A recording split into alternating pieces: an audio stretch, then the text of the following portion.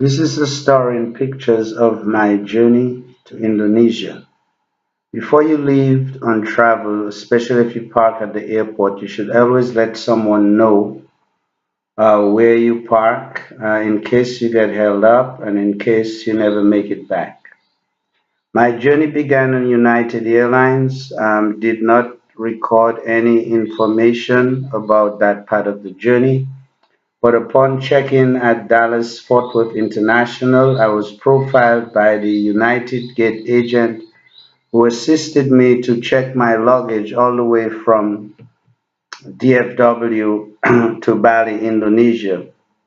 The gentleman seemed to have been concerned that I had a one-way ticket, even though I've been flying United for almost 30 years now, and that I'm a member of the United Frequent Flyer program. And I was not flying on a cash ticket, but on a ticket that was an award ticket, as I only had 40,000 miles available to afford a one-way ticket to Bali. But moreover, that didn't matter because he doesn't know if I live in Bali. He doesn't know if I'm going from Bali to somewhere else. He really wasn't beyond his space status. What he did then was to put some suspicious notes into my profile. And when I got to San Francisco, after I boarded the plane, a United Airline person came up to me and to verify that I was on the aircraft. So at all times flying the US airline, I was a suspicious person. What you see here is a still portion of photographs of my trip from Singapore to the island of Bali, Despar, and on this flight, I am flying Indonesian airline. The people in Singapore never treated me the way the United Airlines people treated me. As we flew from Singapore, besides the fact that they were very nice, the flight attendants and the crew, we flew over some special areas. One area of main interest is this area where a number of oil tankers will gather, and I saw it on a report on a Netflix documentary called Crime Inc., showing how these tankers gather in that particular gulf or port in Indonesia and where they unload oil either meant for China or for North Korea or for different places. But it's a shadow game of the oil trade. And here in the views, you will see it, or you maybe have already seen it earlier, because I think right now we're approaching. Okay, this, yeah, that was not belonging there, but yeah, we're still flying, and we're flying now over that particular Bay Area that I spoke of. As you can see, all these tankers, all these ships you see in the water are oil tankers waiting to offload oil. On that journey, I witnessed various massive developments on the city state of Singapore. For example, you see this ferry here, which is massive, and I think it is an oil terminal.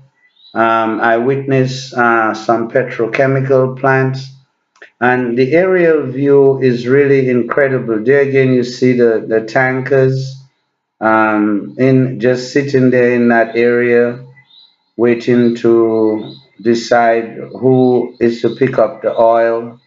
Look at it, as you see again, there's a bunch of tankers, a whole lot of them. It was interesting to see that because I had heard about it in the Netflix, and but to see it in real is amazing, and to have an aerial view of it is even fantastic. I mean, that's just fantastic, you know. And as I am back on this journey, I actually became inspired, especially with the hospitality and the way the people treat you, you know, even from beginning first with the airline, and as I'll find out later, the people on the ground. It makes you wonder about what we have here in the United States. Again, here you are seeing the tankers as they assembled in this particular gulf to sell and to unload their oil, whether it's part of a legitimate trade, but it's a global trade. And we continue on our journey from Singapore to Bali, and this is what you visualize, this is what you see, which the naked eye will never remember, and the memory will never remember unless you have the access to film and to record.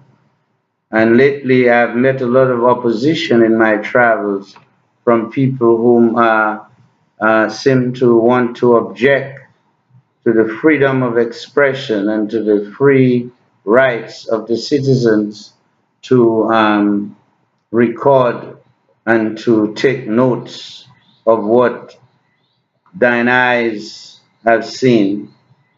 But here again, we see major petrochemical installations. And as you can see, this is, look at this vast petrochemical complex on Singapore. Um, this shows the power of aerial power, what you can see from the air, and why air power is so critical, particularly in the area of warfare, because from the air you can see so much. I've always observed that looking down from an aircraft, and it is amazing to be able to photograph from the aircraft. And again, you see this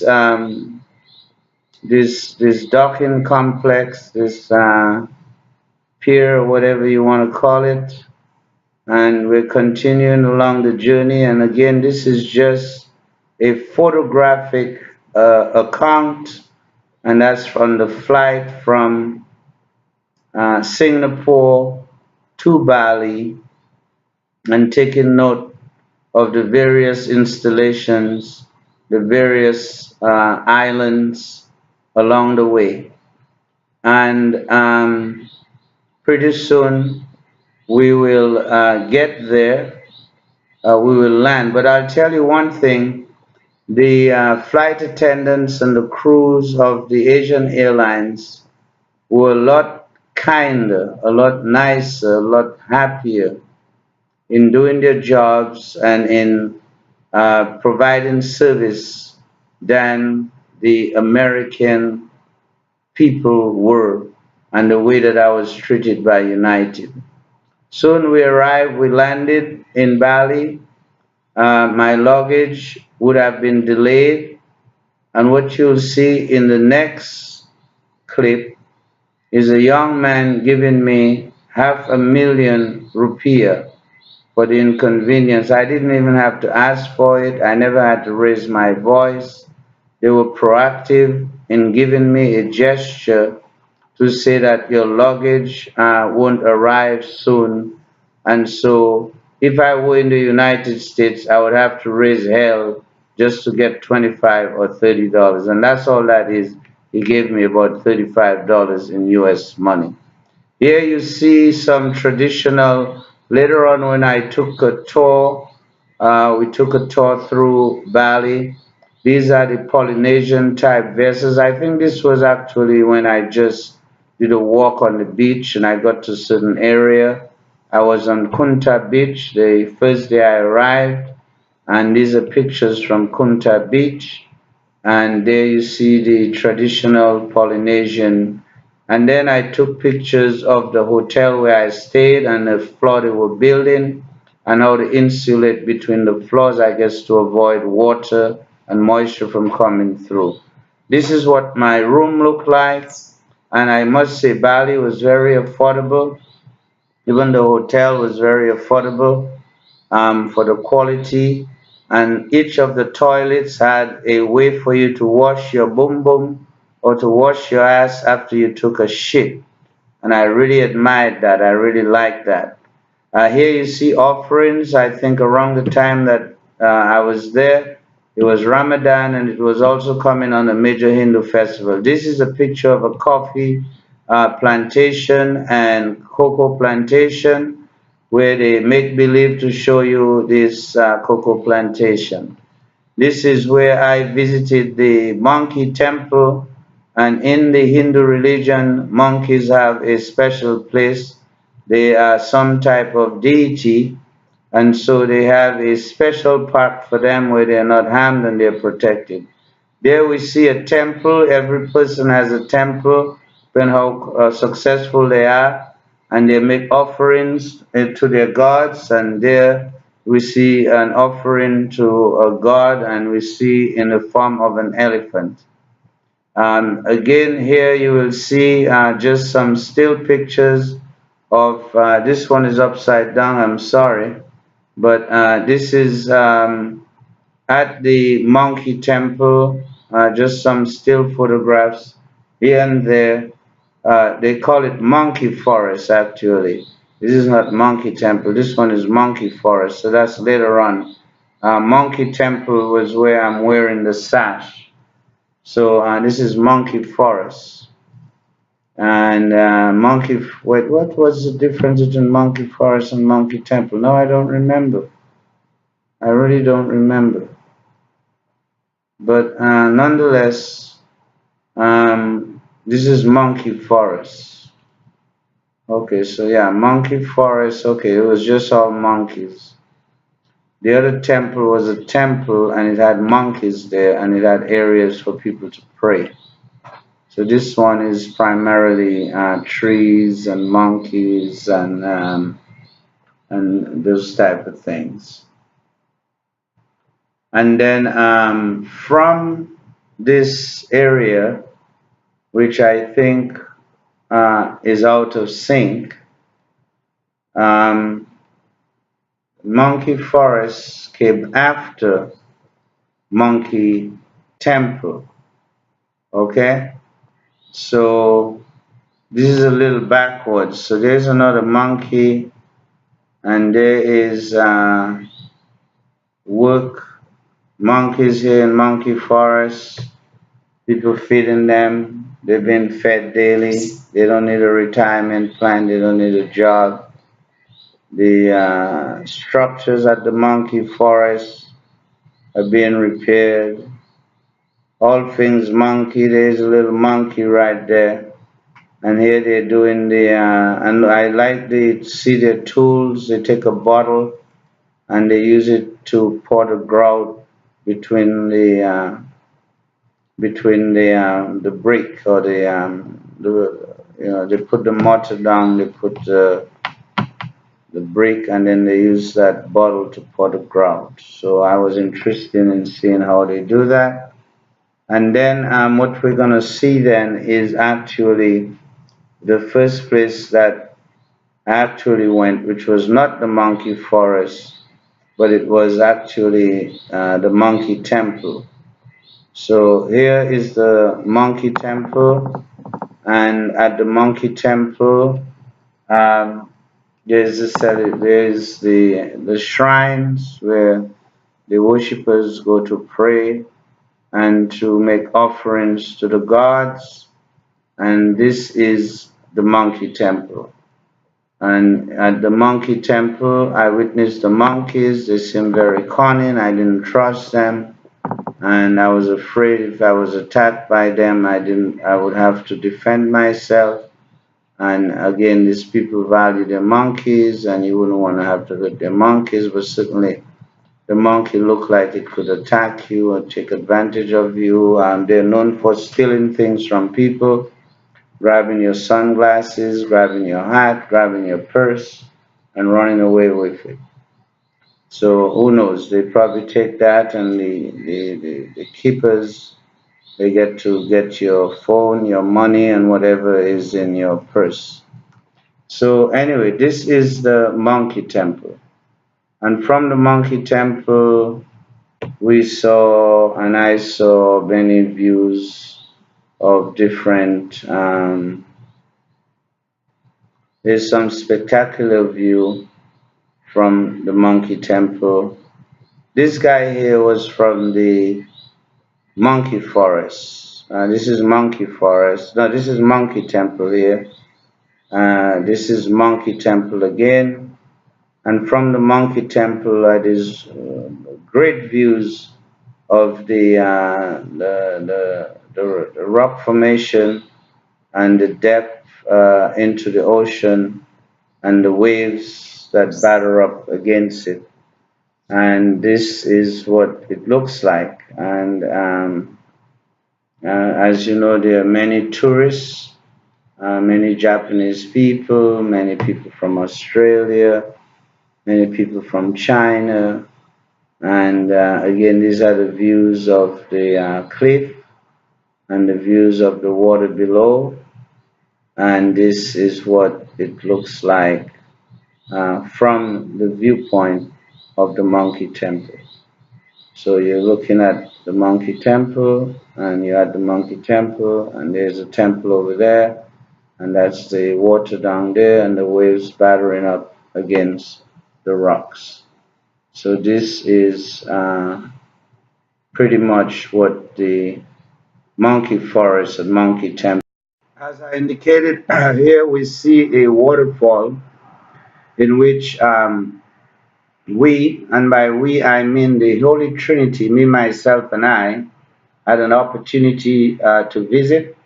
One thing I found about Bali and Indonesia in general, it is very cheap for Westerners, and the exchange rate is very favorable to Westerners. For we were able to employ a driver to visit all these places in one day, and the cost of doing all that I think was under, or if it was 100 United States dollars, I'm not even certain that it was. It may have been 75 or 65 or $80 at the most. And you see the beautiful tropical forest. We had an opportunity to see rice paddies. This is a river coming from the waterfall. An opportunity to visit a fishing village and to see the architecture of the Polynesian boats which they use to travel to go fishing, and which, according to the myth, they have traveled vast distances on. As you know, Indonesia is made up of thousands, tens of thousands of islands. An interesting thing about this fishing village was the smell. It was very, very strong, very, very, and I think that part of the island was inhabited, the people's religion there was Islamic. However, the smell of that area was something to really be able to stomach.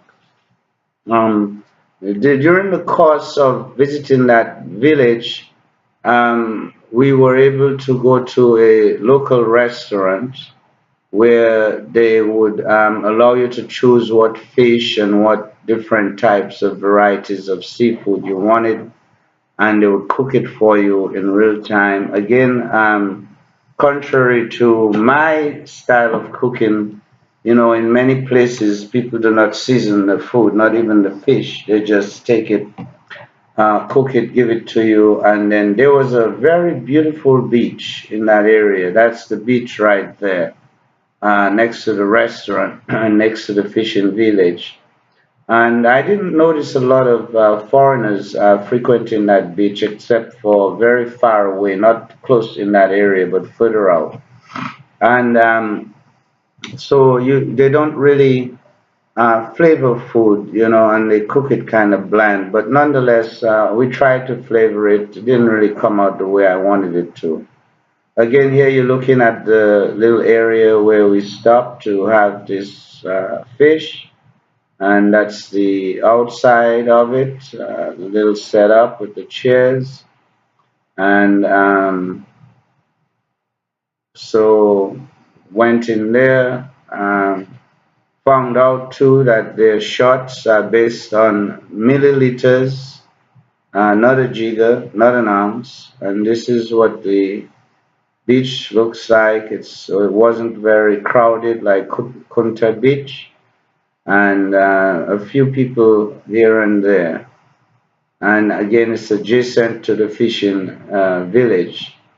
On display in Bali itself is a lot of tourist stuff to sell to tourists. There you see some penises, And I doubt very much. Well, it's possible some of this is made in Indonesia because you know a lot of clothes is made in Indonesia. So they probably do have somewhere where they churn out these things. My first inclination is to say that it's all made in China, but you know, China really doesn't make everything. Some people still do their artwork. You see some people walking here. We take the little alleyways around the city, and one of the most popular form of transportation there is the moped. The people are not very affluent, and so to buy a car or to have a car requires a lot of money, and people um, use primarily mopeds and motorcycles. Upon my return, I would travel through Japan, where I would spend a significant number of hours, and the Japanese to communicate with people who do not speak Japanese. Show pictures of the food at the airport so that you can figure out what it is you would like to try. So this concludes the picture part